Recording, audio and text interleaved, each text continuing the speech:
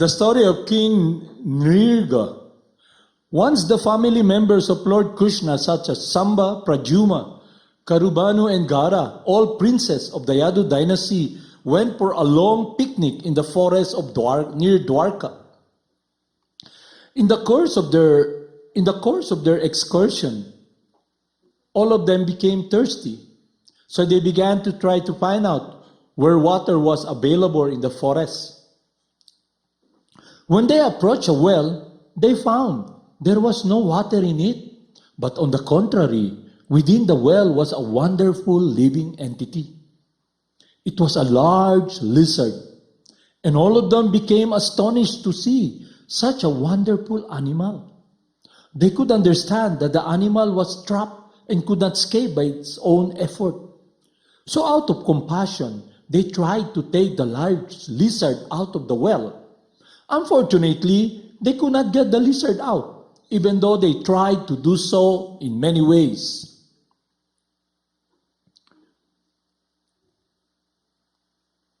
When the princess returned home, their story was narrated before Lord Krishna.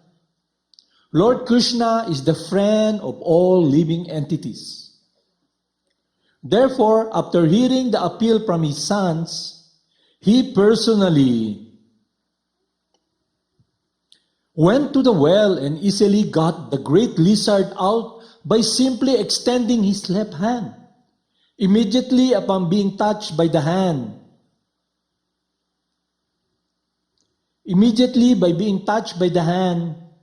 of Lord Krishna, the great lizard gave up its former shape and appeared as a beautiful demigod, an inhabitant of the heavenly planets. His bodily complexion glittered like molten gold. He was decorated with fine garments, and he wore costly ornaments around his neck. How the demigod had been obliged to accept the body of the lizard was not a secret to Lord Krishna. But still, for others' information, the Lord inquired. So Lord Krishna inquired from King Nriga, "My dear fortunate demigod, now I see that your body is so beautiful and lustrous. Who are you? We can guess that you are one of the best demigods in the heavenly planets. All good fortune to you. I think that you are not meant to be in this situation. It must be due to the result of your past activities that you have been put into the species of lizard life. I want to hear from you how you were put in this position." So King Nriga was put in the body of a lizard and was staying in the well for long. So he's fortunate because Lord Krishna tells him how fortunate you are. In a truest, absolute sense, because Krishna saved him. He's very lucky. If you think that you can disclose this secret, then please tell us your identity. Actually, the large lizard was King Nriga, and when he was questioned by the Supreme Personality of Godhead, he immediately bowed down before the Lord, touching to the ground the helmet on his head, which was dazzling as the sunshine. So, that's how this great demigod bowed down to Lord Krishna. He's living in the heavenly planets. And out of humility, bowed down his head to the Supreme Person. So we must follow his example.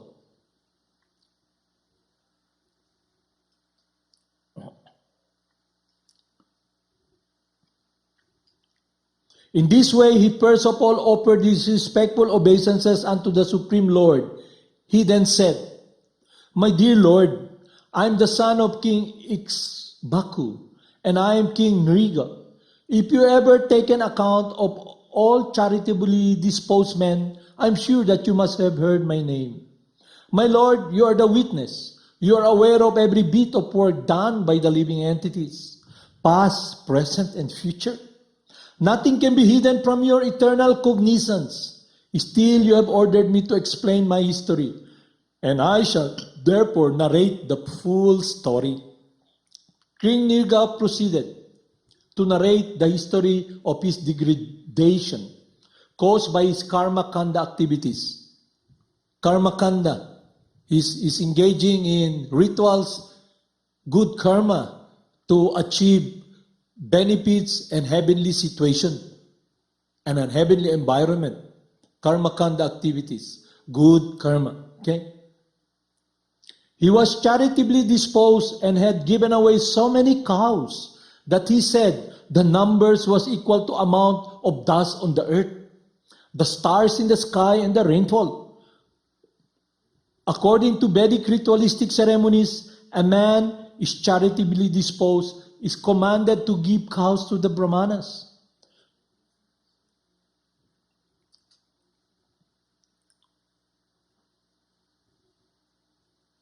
From King Nriga's statement, it appears that he followed this principle earnestly. However, as a result of slight discrepancy in his action, he was forced to take birth as a lizard. Therefore, it's recommended by Lord in Bhagavad Gita that one who is charitably disposed and desires to derive the benefit of his charity should offer his gifts to please Krsna. Akarma, no karma. Because if we engage in karmatic activities, in this case karma kanda, good karma, then we are after into achieving or deriving the result of our action, the fruits.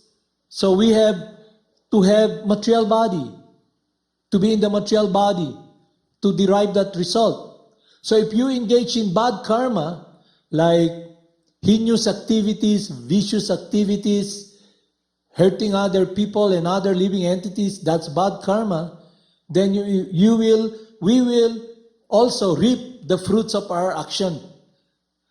As you sow, so you shall reap. Or the law of karma, the law of reaction. Do something, there's a reaction. So in this case, in this universe, there are laws that we can see that is being administered by material nature, is the law of karma.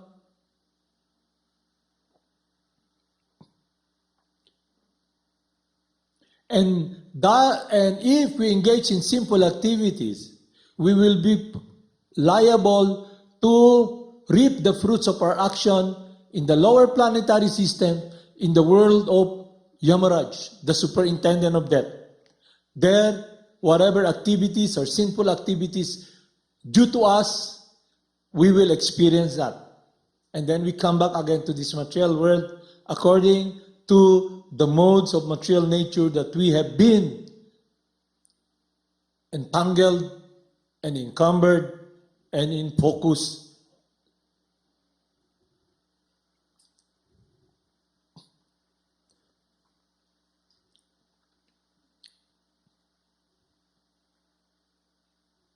Therefore, it's recommended by the Lord in Bhagavad Gita that one who is charitably disposed and desires to derive benefit of his charity should offer his gifts to please Krishna. To give in charity means to perform pious activities. As a result of pious activities, one may be elevated to the higher planetary systems. But promotion to the heavenly planet is no guarantee that one will never fall down. Rather, from the example of King Nriga, it is definitely proved that fruitive activities, even if they are very pious, cannot give us eternal blissful life. As stated in Bhagavad Gita, the result of the work, either pious, impious, is sure to bind a man unless it is discharged as yajna or sacrifice on the behalf of the Supreme Personality of Godhead.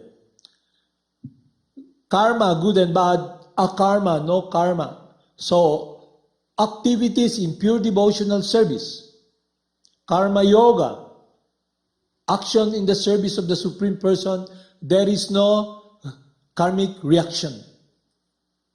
That's why when we take care of this body, we inflict pain to others also.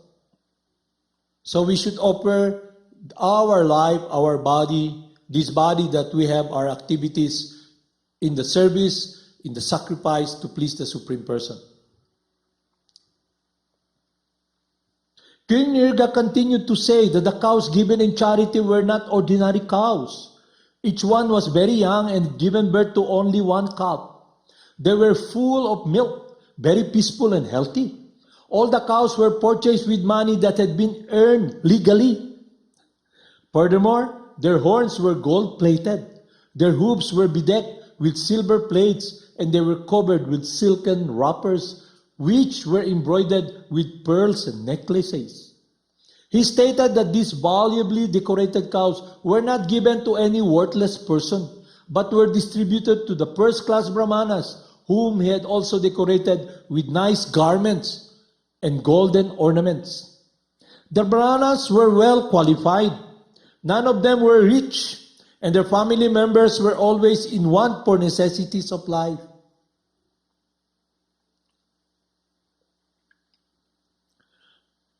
A real brahmana never hoards money for his luxurious life, like the Kshatriyas or Vaishyas, but always keep himself in poverty-stricken condition, knowing that money diverts the mind to materialistic way of life.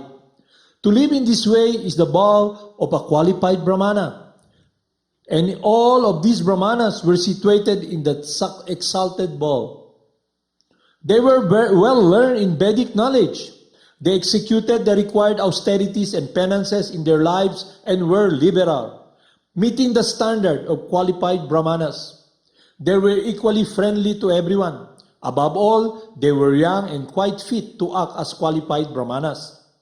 Beside the cows, they were also given land, gold, houses, horses, and elephants.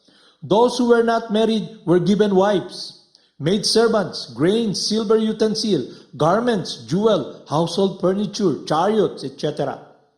This charity was nicely performed as a sacrifice according to Vedic rituals. The king also stated that not only had he bestowed gifts on the brahmanas, but he had performed other pious activities such as digging a well, planting trees,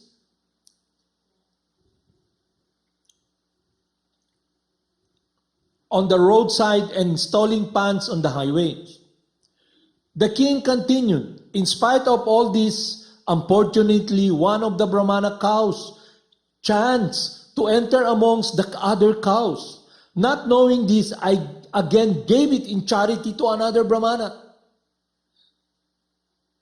So, all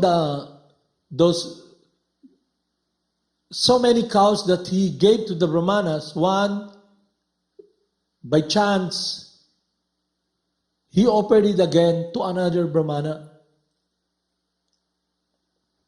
I again gave it in charity to another Brahmana. As cows was being taken away by the Brahmana, its former master claimed it as his own, stating, "This cow was formerly given to me. So how is it that you are taking it away? Thus there was arguing and fighting between the two Brahmanas. And they came before me and charged that I had taken back a cow that I had previously given in charity. To give something to someone and then to take it away is considered a great sin, especially in dealing with a Brahmana. When both the Brahmanas charged the king with the same complaint, he was simply puzzled as to how it happened. Therefore, with great humility, the king offered each of them 100,000 cows in exchange for one cow that was causing the fight between them. He prayed to them that he was their servant and that there has been some mistake. Thus, in order to rectify it, he prayed that they would be very kind upon him and accept his offer in exchange for the cow.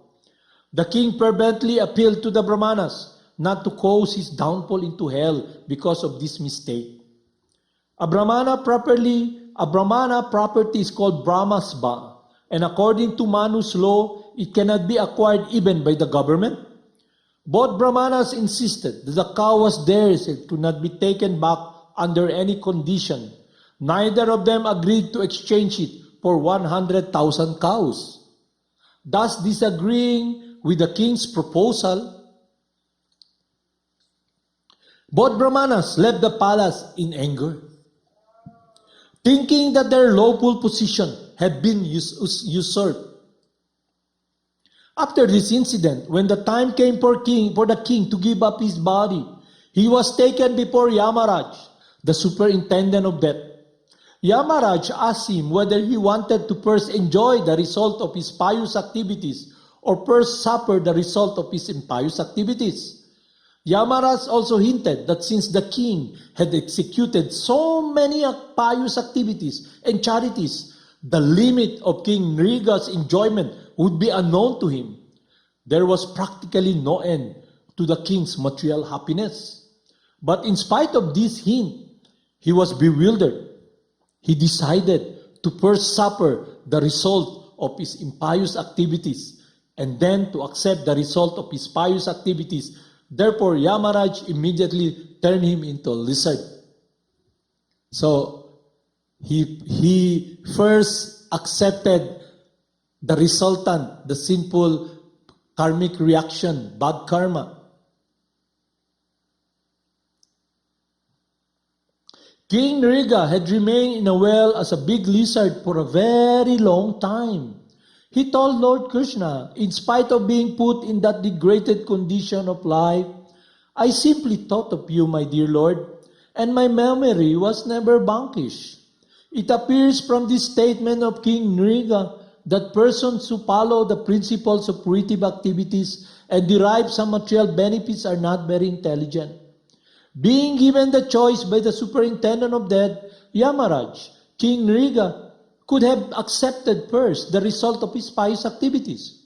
Instead, he thought that it would be better to first receive the effects of his impious activities and then to enjoy the effects of his pious activities without disturbance. On the whole, he had not developed Krishna consciousness. Thus, Krishna conscious person develops love of God. Krishna, not love of God, Krishna, not love for pious or impious activities. Therefore, he is not subjected to the result of such action. As stated in Brahma Samhita, a devotee by the grace of the Lord does not become subjected to the resultant reaction of fruitive activities. So here also we can check how we relate to the Supreme Person. What are our desires, our intent? So we can see if our intent is material contaminated, if it is about us in selfishness, then we can make decision. We can rectify it by leveling up to do service as the end itself without expecting anything in return. Loving service, surrender, is the beginning and an end. So you don't expect anything. Just simply love Krishna. Somehow or other, as a result of his pious activities, King Nriga had aspired to see the Lord. He continued to say, My dear Lord, I had great desire that someday I might be able to see you personally. I think that my tendency to perform ritualistic and charitable activities, combined with this great desire to see you personally, has enabled me to retain the memory of who I was in my former life. So you can remember. Even though I became a lizard, such a person who remembers his past life is called Jati Smara. My dear Lord, you are the super soul seated in everyone's heart. There are many great mystic yogis who have eyes to see you through the Vedas and Upanishads. In order to achieve the elevated position of being equal in quality with you, they always meditate on you and within their hearts. Although such exalted saintly person may see you constantly within their hearts, they still cannot see you eye to eye. Therefore, I am very much surprised that I am able to see you personally. I know that I was engaged in so many activities, especially as a king. Although I was in the midst of luxury and opulence and was subjected to so many of the happiness and misery of material existence, I am so fortunate to be seeing you personally. As far as I know, when one becomes liberated from material existence, he can see you in this way. When King Nriga elected to receive the result of his impious activities, he was given the body of a lizard because of the mistake in his pious activities. Thus, he could not be directly converted to a higher status of life like the great demigod. However, along with his pious activities, he thought of Krishna. He was quickly released from the body of the lizard and given the body of a demigod. By worshipping the Supreme Lord, those who desire material opulence are given the bodies of powerful demigods. Sometimes these demigods can see the Supreme Personality of Godhead eye to eye, but they are still not yet eligible to enter into the spiritual kingdom, the Vaikuntha planets. However, if the demigods continue to become devotees of the Lord, the next chance they get, they will enter into the Vaikuntha planets. Having attained the body of a demigod, King Nriga continued to remember everything said. My dear Lord, you are the Supreme Lord and are worshipped by all the demigods. You are not one of the living entities, but you are the Supreme Person, Purushottam. You are the source of happiness to all living entities. Therefore, you are known as Govinda. You are the Lord of those living entities who have accepted a material body and those who have not yet accepted a material body. Among the living entities who have not accepted a material body are those who are hovering in the material world as evil spirits or living in the ghostly atmosphere. However, those who live in the spiritual kingdom, the Vaikunthas, have bodies that are not made of material elements. You are, my dear Lord, infallible. You are the supreme purest of all living entities. You are living in everyone's heart. You are the shelter of all living entities, Narayan.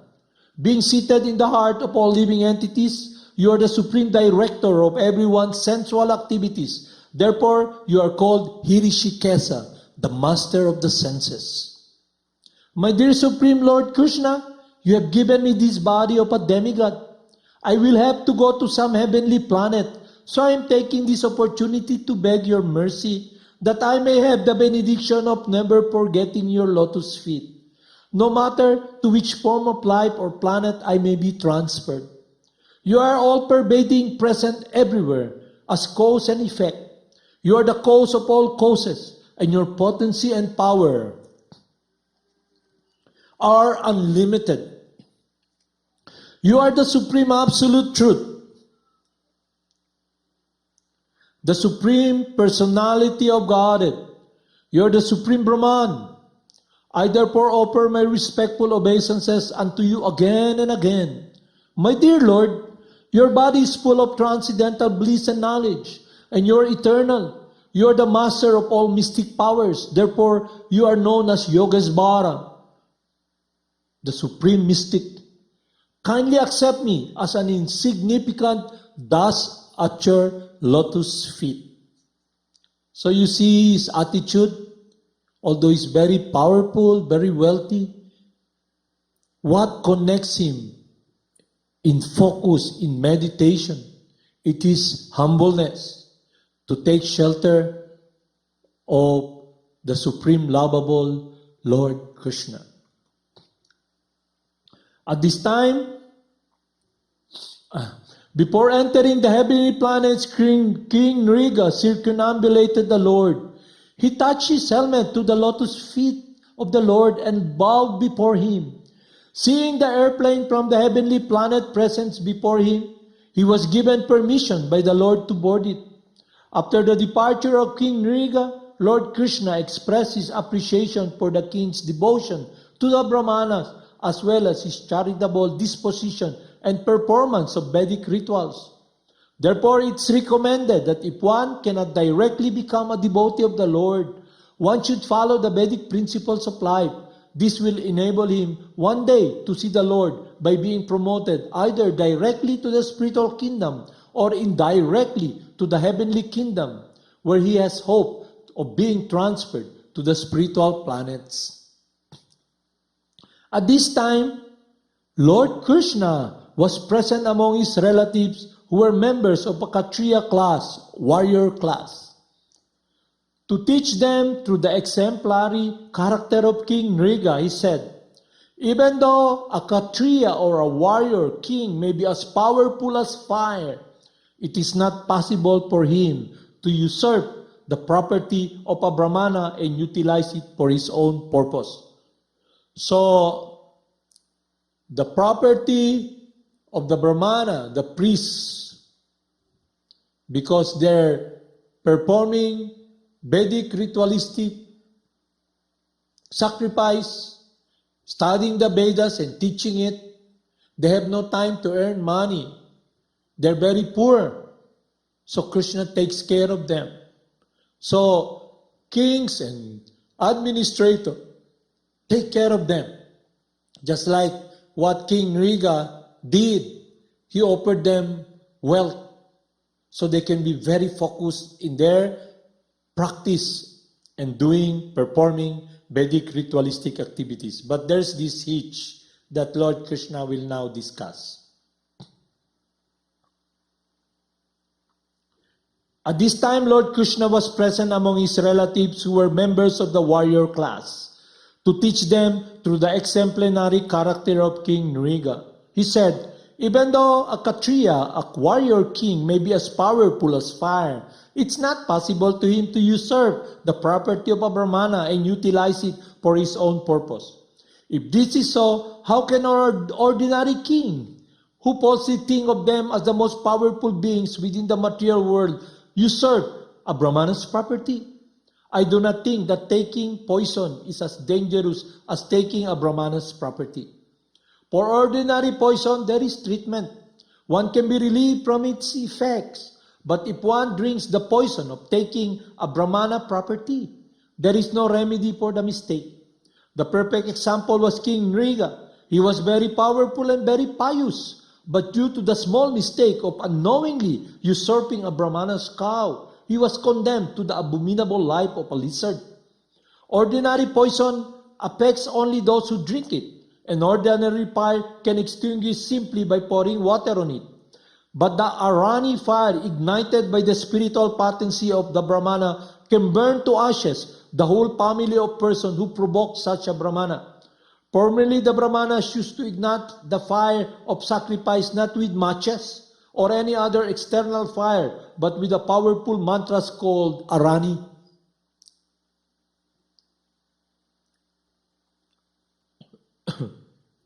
So there are so many examples. During fire sacrifice, they use mantra to ignite the fire. Some Brahmanas who are in woman's body, when they can also meditate and burn to ashes their body. No? They're very powerful. Formerly, the Brahmanas used to ignite the fire of sacrifice not with matches or any other external fire, but with a powerful mantra called Arani. If someone even touches a Brahmana's property, he is ruined for 3 generations. However, if a Brahmana property is forcibly taken away, the taker's family for 10 generations before him and for 10 generations after him will become subject to ruination.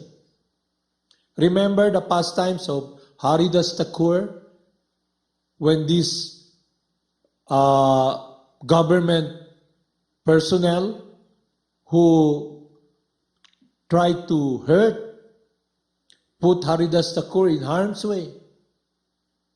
He was arrested. And not only that, all his family members.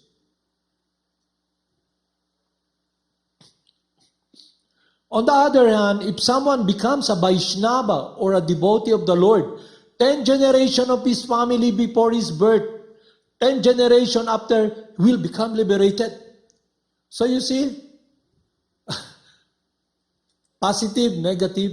If we become a true lover of God, if we are able to embrace Lord Krishna and be focused in loving Him with our whole being, our heart, 10 generations who were not yet born, 10 generations will all be liberated. Liberation from this material conditioning. they'll become devotees of Lord Krishna. So if you really love your understanding, wisdom, Vedic wisdom, what will be the best gift you can give to your loved ones? Become a lover of Krishna. Spiritual life is about love. What is inseparable from all of us is love. We want to love, to share our love, our heart, the joy of loving and serving. So that is what we can connect with our service to Lord Krishna. He tells us, just surrender unto me, love me, be my devotee.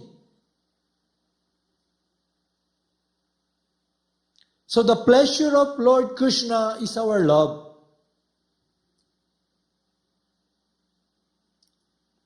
Lord Krishna continued, if some foolish king who is puffed up by his wealth, prestige, and power want to usurp a Brahmana's property, it should be understood that such a king is clearing the path to hell. He does not know how much he has to suffer for such unwise action. If someone takes away the property of a very liberal Brahmana who is encumbered by a large independent family, then such usurper is put into the hell known as Kumbhipaka. Not only is put into hell, but his family members also have to accept such a miserable condition of life. A person who takes away property which has either been awarded to the Brahmanas or given away by him is condemned to live at least 60,000 years as miserably as an insect in stool. Therefore, I instruct you, all my boys and my relatives present here. So he's instructing all his family members during the time.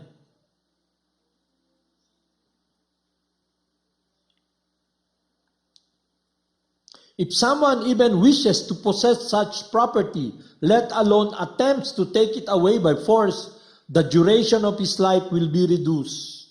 He will be defeated by his enemies, and after being bereft of his royal position, when he gives up his body, he will become a serpent. A serpent gives trouble to all living entities. My dear boys and relatives, I therefore advise you that even if a Brahmana becomes angry with you and calls you by ill names or cuts you, still you should not retaliate. On the contrary, you should smile, tolerate, and offer your respect to the Brahmana. You know very well that even I myself offer my obeisances to the Brahmanas with great respect 3 times daily. You should therefore follow my instruction and example. I shall not forgive anyone who does not follow them, and I shall punish him. You should learn from the example of King Nriga that even if someone unknowingly usurps the property of a Brahmana, he is put into a miserable condition of life. Thus Lord Krishna, who is always engaged in purifying the conditioned living entities, gave instruction not only to his family members and the inhabitants of Dwarka, but to all the members of human society. After this, the Lord entered. Thus end of Bhaktivedanta purport of the 2nd chapter, 29th chapter of Krishna, the story of King Nriga. So, what we should learn and understand is to be able to be guided by the wisdom given by the instructing spiritual master, and also Lord Krishna manifestation, the personality of love. Our spiritual master, our idea of a spiritual master is someone who is above, someone who's very pure and advanced. But we should also consider that he is completely surrendered and loving the Supreme Person.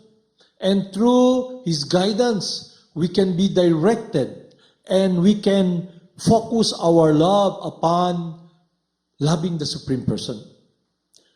So the process that comes to us through the descending method is God Himself, Krishna. So the more we make progress, the more we begin to love the holy names, to chant the holy names, the more we begin to experience in our life acceptance, it becomes our life. Just like a fish back in water. He swims nicely. That is the environment. So it's very important to be guided by the instruction of the spiritual master. And one factor that will help us is association with the pure loving servant of God and his associate. So now we're given this opportunity to associate with the pure loving servant of Lord Krishna, the spiritual master.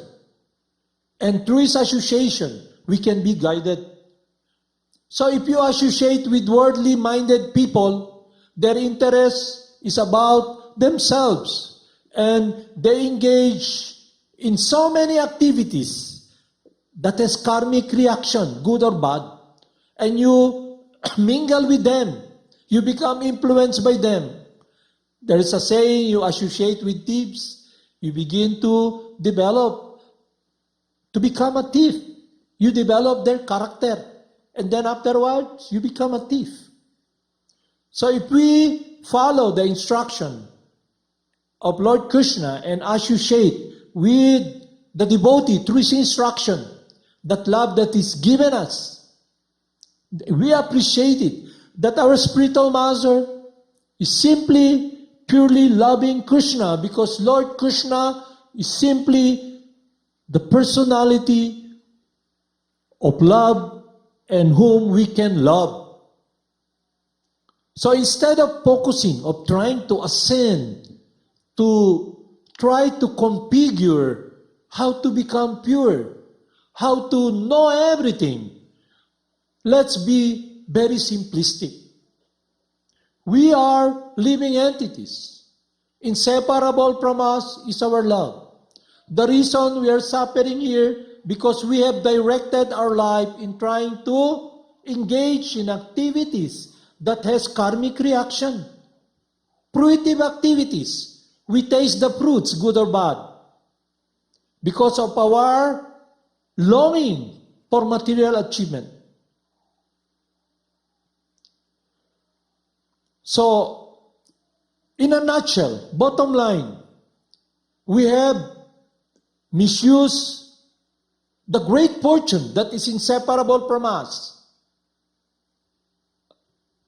What is inseparable from us is love, affection. And our affection now is upon this world. Our affection now is about ourselves. But because we are not self-sufficient, we are not the Lord of love, the source of love, the source of joy, we are miserable. We have been cut off from the source of love, the Supreme Personality of Godhead. So, what we should do, if we want to enter that world of having a relationship that is purely loving surrender in devotion, we must be guided by the love that our spiritual master, the pure loving servant of God, is giving us, the holy names. Not only that, it is already decided that when Lord Krishna tells us, advises us in Bhagavad Gita, the instructing spiritual master, in this case Lord Krishna, that all the imports of the Vedic wisdom, that is the mystery to everybody else, will be revealed to us.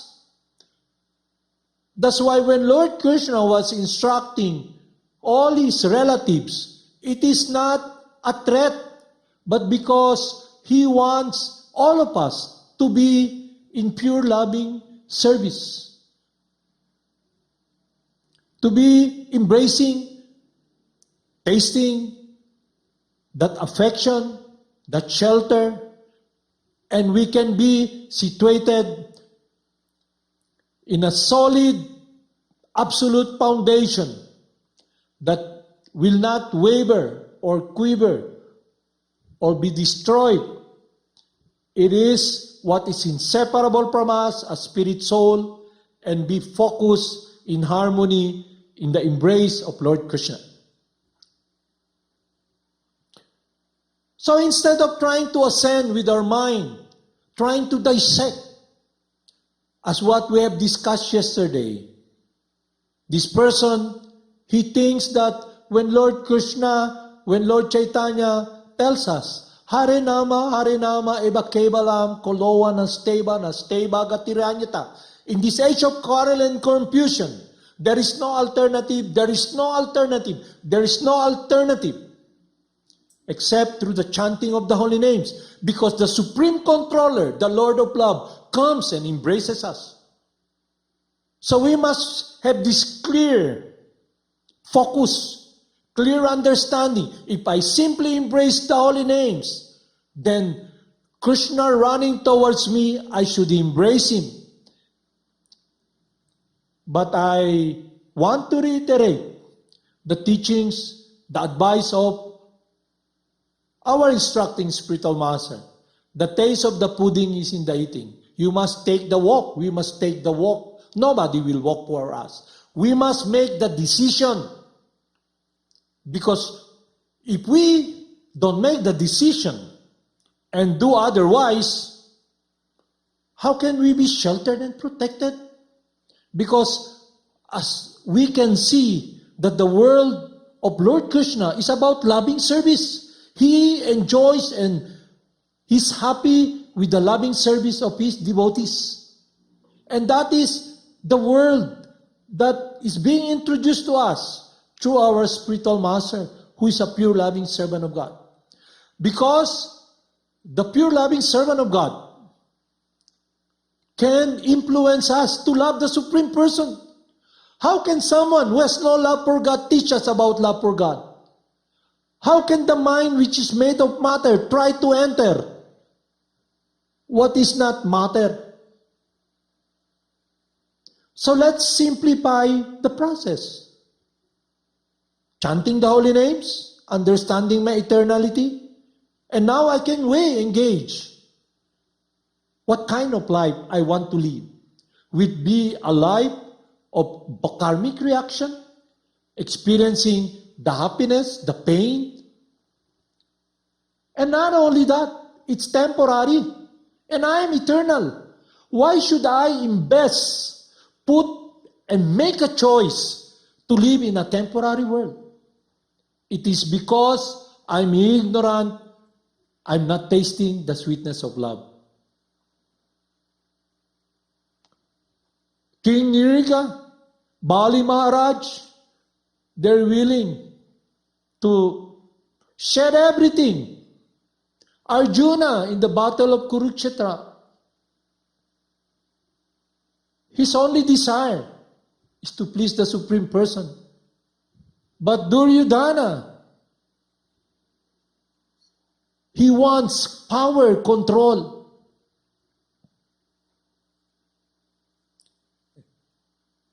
Look, I'll give you one example. I've seen a lot of kids, especially my family friends of mine, they have children. And when a young girl become infatuated, you know the experience. Gugma na gyud ni, this is love. And the mother tells him, no, my dear daughter, it's not yet time. Gugma na gyud ni, this is love. I will not follow. She will not follow good advice. When my friend told me that they imprisoned their daughter, it's a 3-story building, because they don't want their daughter to marry that person, because they're very wealthy, and that guy, they think he's not fit because he has no job, and they cannot trust him to take care of their daughter, because parents are very, protective of their sons and daughter. So they did not allow him to go. You know what she did?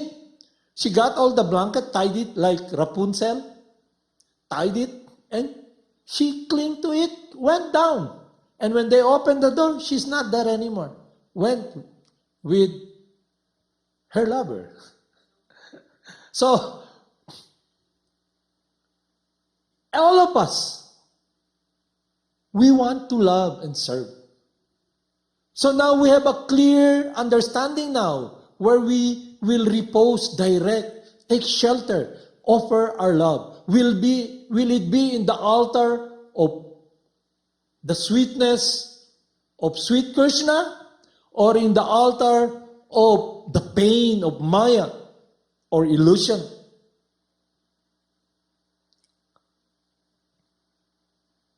So while we are in this world, who will be your lover? Who will be your master? That will be your master when you leave this world. So if Pedro is your master, then you'll think of Pedro.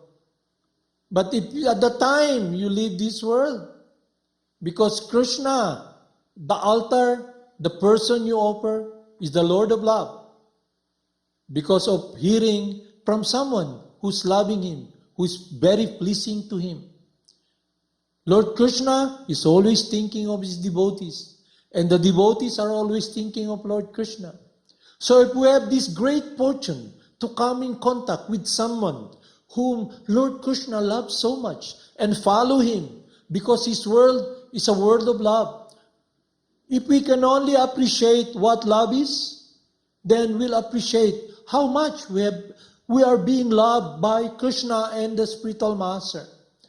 The spiritual master is simply a world of pure love. Person, loving reciprocation, and he embraces us, gives us instruction. His instruction is his love for us. He's like this. We're all drowning.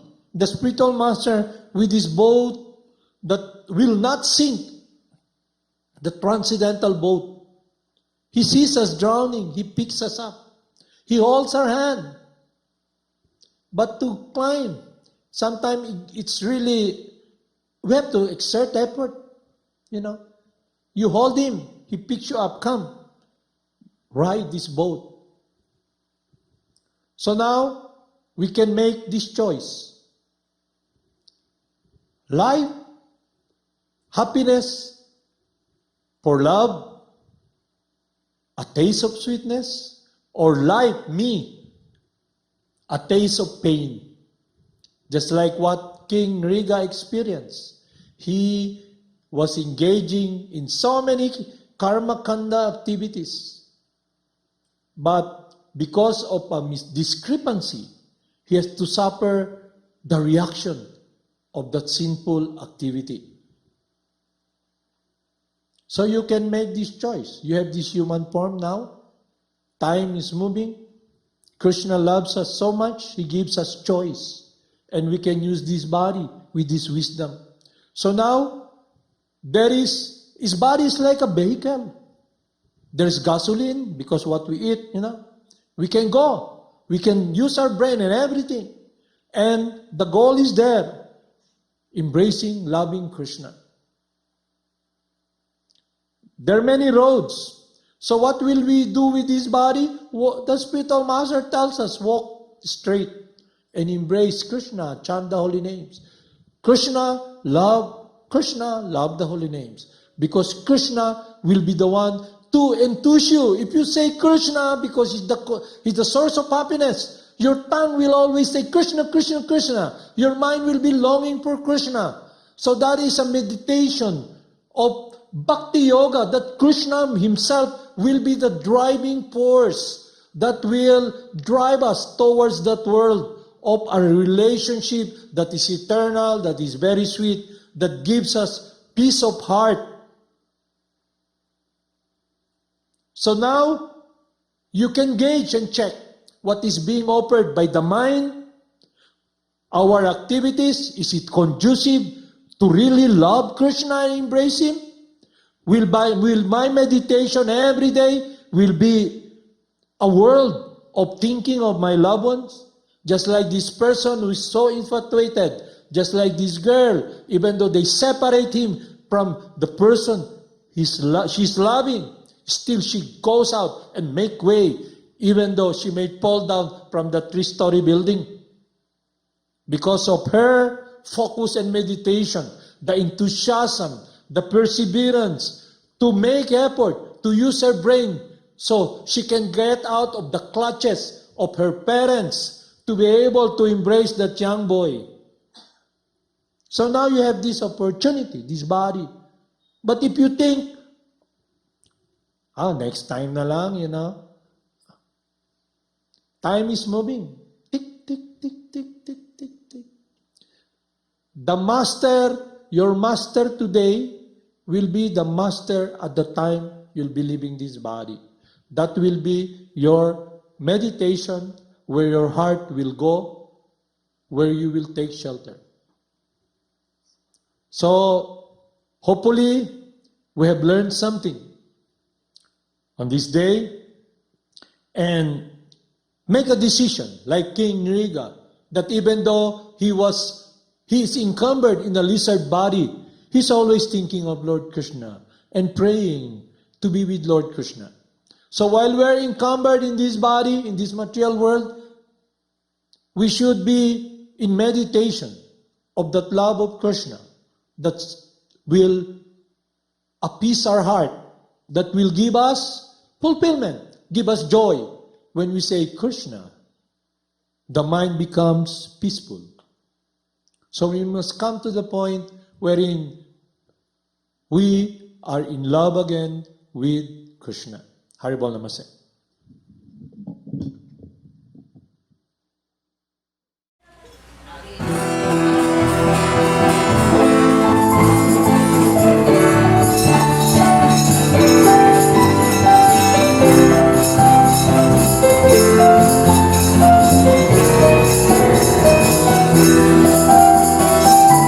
Namo Siddhaswarupananda, Paramahamsa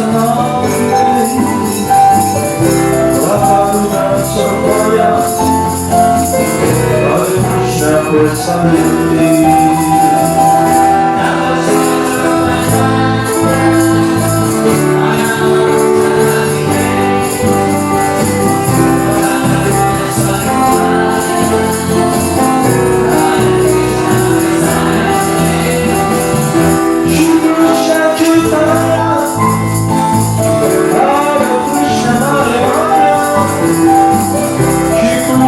Chaitanya,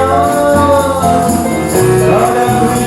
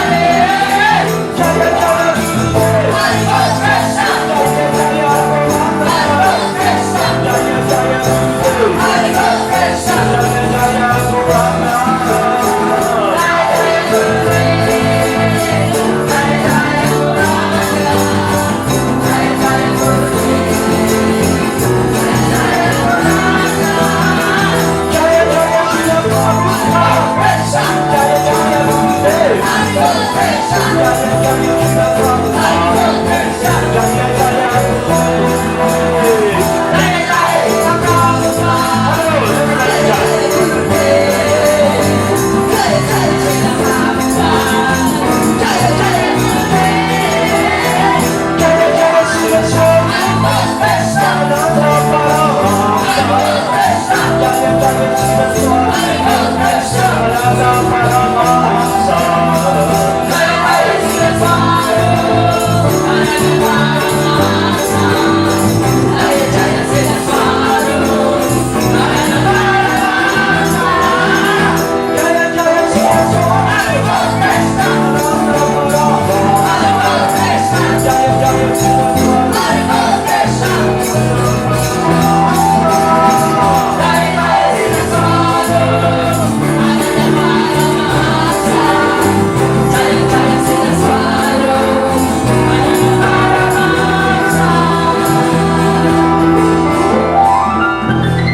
Namo Siddhaswarupananda.